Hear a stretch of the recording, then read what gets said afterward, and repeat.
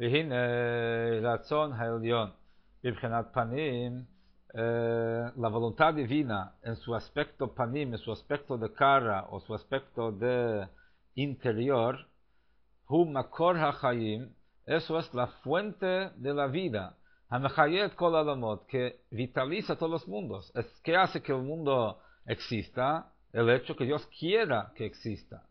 O lefi sheno shereklal al sitarachra, y porque la manifestación de la cara divina no se manifiesta para nada sobre lo que se denomina al otro lado.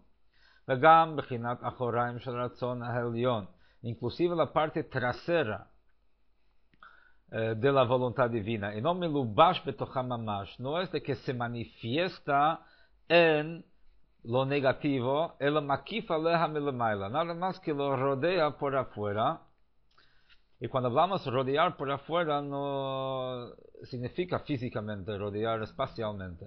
Rodear por afuera significa algo que no está manifiesto, sino que no está manifiesto, que no se expresa por medio de. Por eso es el lugar de la muerte y la impureza, que Dios nos libre. כי מעט מזער אור וחיות שינקת מקבלת לתוכה מבחינת אחריים בקדושה של המעלה, porque lo poco de luz y energía que recibe del lado trasero de la kedusha, de la santidad divina, הוא מבחינת גלות ממש בתוכה, eso está totalmente exiliado adentro de ello. Besod Galut Ashkina Hanal, como se explicó en capítulos anteriores, el tema de Galut Ashkina, el exilio de la Ashkina. O sea que la manifestación divina que hay dentro de lo negativo está ahí en exilio. ¿Qué significa exilio? Exilio es ¿qué diferencia hay cuando uno está en su casa o está en exilio? No necesariamente el exilio sea una choza y su casa sea un palacio. Uno puede estar en su casa, aunque sea una choza, y en exilio, aunque sea un palacio, y prefiere estar en su casa que en el exilio, aunque el exilio implique más comodidad física, porque el exilio es donde uno está en contra de su voluntad. Y así es también cuando uno utiliza su energía y su fuerza y se comporta como Dios quiere, ahí Dios se siente en casa. En cambio, cuando uno utiliza la fuerza y energía que tiene en contra de la voluntad de Dios, entonces ahí Dios se encuentra exiliado dentro de esa persona que utiliza esa fuerza y energía que recibe para ir en contra de Hashem. Por eso se llama, otra razón, porque se llama otros dioses, porque eso es idolatría, eso es renegar de Dios. Y renegar la unidad del Rey de los Reyes, que es Dios mismo. Porque debido a que la luz y energía de Kedushá, de santidad, está exiliado dentro de esa clipa, dentro de esa realidad de cáscara, entonces cuando la pregunta es así, la energía divina que hay dentro de uno no vive en consonancia con esa energía divina, sino que va en contra de esa voluntad, en contra de la naturaleza de esa energía divina. Entonces esta persona no se subyuga a la voluntad de Dios, sino de que hace lo que quiere independientemente o en contra de la voluntad de Dios, y entonces no está subyugado a la santidad de Hashem. Tiene su propio programa de vida. Al contrario, se levanta, no solamente que no se subyuga, sino que se levanta como un águila, lomar, para decir, Ani vavsiot, que yo estoy, no hay nada fuera de mí, toda la vida, todo el mundo gira alrededor mío. O que mamar y orliva ni asesini. Y como el dicho del faraón que había dicho, yo, el Nilo es mío, y yo me creé a mí mismo. O sea, que no debía nada a nadie, no reconoció la existencia de un creador. ¿No? Entonces, eso es, digamos, una expresión, una manifestación de lo que mucha gente cree. Mucha gente en la vida pone a sí mismo en el centro del mundo y que todo tiene que ir de acuerdo como ellos quieren, en vez de poner a Dios en medio del mundo y que ellos tienen que subyugarse a su voluntad. Entonces, eso es una especie de idolatría, de proclamar o expresar a través de la actitud o la conducta que uno es un ente independiente de Dios. Por eso dijeron nuestros sabios, de que la arrogancia está considerada como idolatría misma. Porque ¿cuál es la esencia, la raíz de idolatría? Que se considera como un ente independiente, separado de la santidad de Dios. Dios está, pero yo también estoy. Eso es la esencia de la idolatría. No necesariamente negar la existencia de Dios, sino negar que Dios es la existencia absoluta.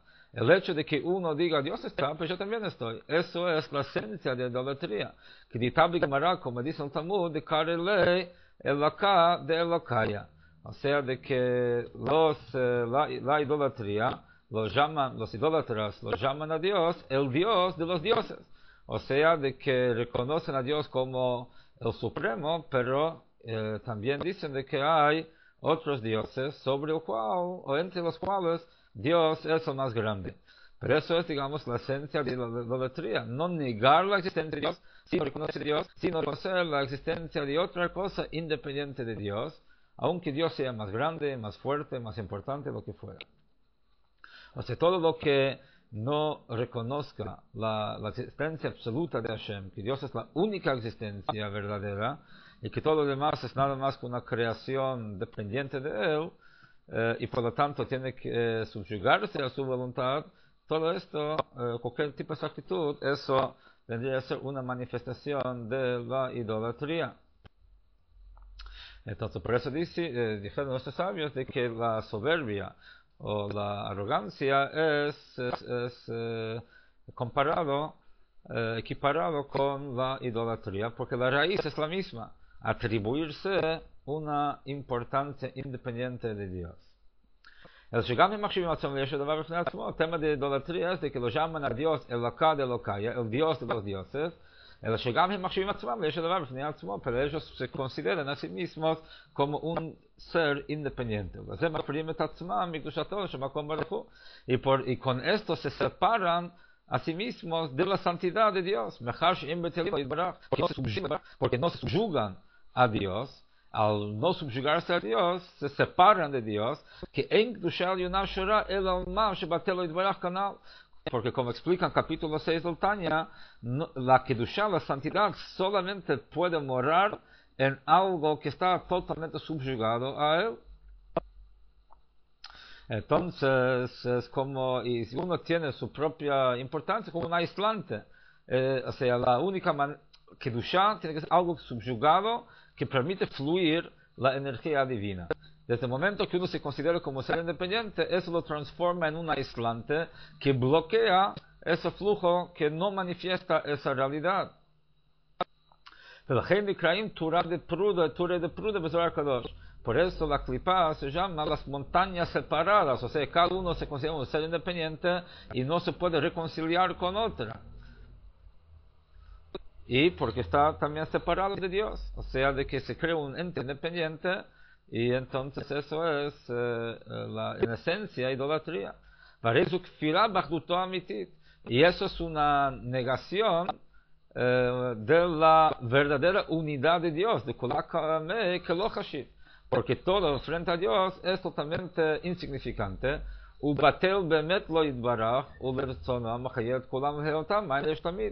todo realmente está subyugado a Dios y a su voluntad, que es lo que le da vitalidad y lo crea constantemente de la nada. No hay nada en este mundo que exista por su propia cuenta. Todo existe porque Dios lo está creando en cada instante, si no, no existiría. Ahora, una persona que no reconoce eso y se crea como un ser independiente, eso es una forma de idolatría. Está negando la verdadera unidad de Dios, que es no solamente el único Dios, sino la única verdadera existencia. Entonces eso es lo que está explicando acá, de que la diferencia entre la vitalidad que expresa la cara divina y aquello que viene de la espalda divina, o sea, lo que existe en el mundo manifestando la voluntad de Dios, y lo que existe en el mundo negando la voluntad de Dios, aunque existe porque Dios quiere que exista, pero no está claramente expresado, existe para ser rechazado.